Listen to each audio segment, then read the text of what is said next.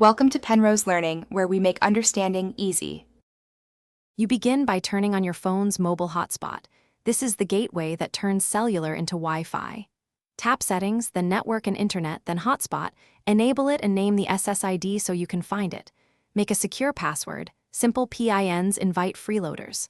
Once done, pick the band, 4 GHz for range, 5 GHz for speed.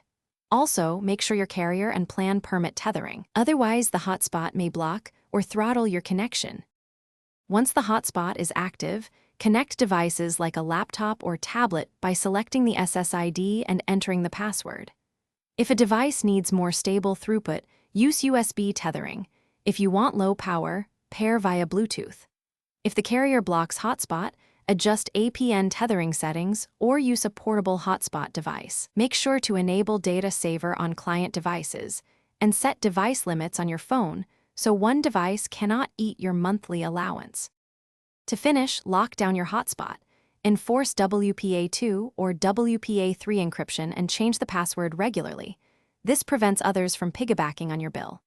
Monitor data in real time, set a mobile data cap and auto turn off when the limit is reached.